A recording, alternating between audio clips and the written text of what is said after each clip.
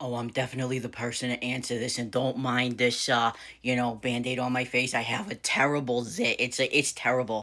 So the reason I think I'm like super qualified to answer this is both of these are me as a woman.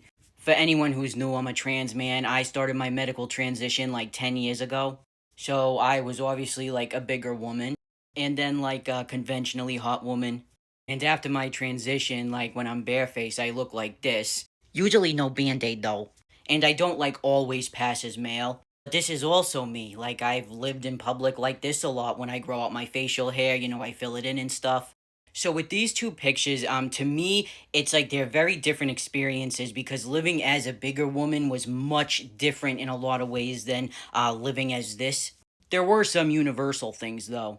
Like universally, I feel like as a woman, people don't take you seriously in a lot of professional settings, whether that be medical professionals, school professionals. I specifically remember two experiences. Like one time I went to the doctors and he told me what he thought was wrong with me. I told him I really don't think it's that because, and then he literally answered me with, well, what would you know? He literally said that to me. Also, when I came out as gay, I was like a teenager and my family was getting like threats, you know what I mean? I went to a school administrator like with proof of what was going on. This dude asked me if I dreamt it all up in my head. I ain't kidding. Even looking at me now, I don't get treated like that. A lot of medical professionals ask me how much blow I did before I went to my appointment, which none. I've been sober almost 11 years. But I look the part. I have had some negative experiences like as a trans person in medical facilities, but it's not because people treat me like I'm stupid. It's just cuz they're downright not nice. The universal experience is that I didn't find women to be nice to each other. And I don't say that because I was like a pick me person. Like I was never one of those chicks that was like, I only hang out with boys because girls are too gossipy. But yeah, generally speaking, I just found that women were really manipulative and mean to each other. I don't know, maybe it was just my experience. I hope women are nicer to each other now. I literally have had the same best friend since I was, I think, in fourth grade. So like 25 years maybe.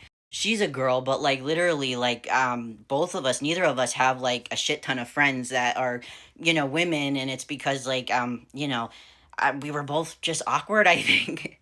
Okay, so now comparing these two pictures, when I looked like that, I did find that I had some security in certain situations. For instance, like in professional scenarios with jobs and stuff, I do think people took me more seriously when I looked like this. I specifically remember when I looked like this, I went to interview for a job that I was well qualified for. And so, I looked very professional and everything, but I could tell when I walked in, like a lot of the women were very thin, very like what society would consider very beautiful and everything. I sat down for my interview. I didn't have tattoos at the time really, but I had a small little tattoo on my ankle that I guess he saw. He must have really been examining me. And he literally was like, yeah, that doesn't fly with me. And I was sent out of there. So, come on. It was because I was a fat woman. Like, it is what it is. All right. So now we're going to go to when, like, I present as male. Now, I'm going to specifically talk about instances where I looked like this because when I go out like this, sometimes people just think I'm a masculine lesbian. But when I look like that, people always, refer to me as male. One thing I noticed that really bothered me is society is constantly telling men, like, you need to be more compassionate, sensitive, more, like, just wholesome and affectionate and everything. But when they do that, it's like, oh, you're a weirdo. So, as a lot of you know, I have a son, and when I started my transition, he was about 3 years old, so he was very young. And to me, I found it so odd because, like, my son, he's autistic, so he, like, leans on people a lot, and he is very affectionate, which I think is great. I think it's awesome that, like, he's a loving kid and everything. But I noticed when I was in public as a male and people perceived me as his father, if he, like, leaned on me or hugged me, sat on my lap, like, any type of affection, like, held my head, anything, people would look at me like, just like really kind of weirded out. And like, that's my kid. Because when I was feminine, like nobody ever like looked at me like that. Like when they just like looked at me as his mother, they never found any of that bizarre. Why can't children be affectionate to their fathers and vice versa? I think that's very weird. Another thing, mental health. I have been in the mental health system since I was like 6 years old. I know that's not a flex, but I got experience in it. And definitely I found like when I pass as male, people are very scared. Like when you are like obviously having like some mental health issues. Like I remember I had like a panic attack in Foot Locker once.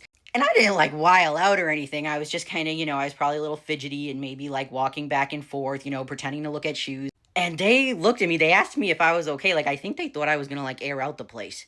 And like I can kind of get where they're coming from, but like I definitely never experienced that as a woman. Now, there is one thing when it comes to being viewed as a father, which I don't consider myself a father. I talk about that a lot. My son, he just calls me MJ. That's my name. He knows I gave birth to him. He knows I'm his mom. Like, it's to other people, it's a big deal. To us, it isn't.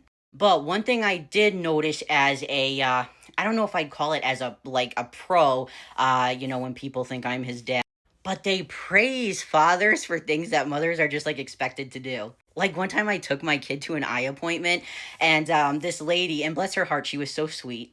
She was like, "Oh my God, aren't you a good father taking your kid to an appointment like that? Like, this is the optician's office. I would hope I would take him here."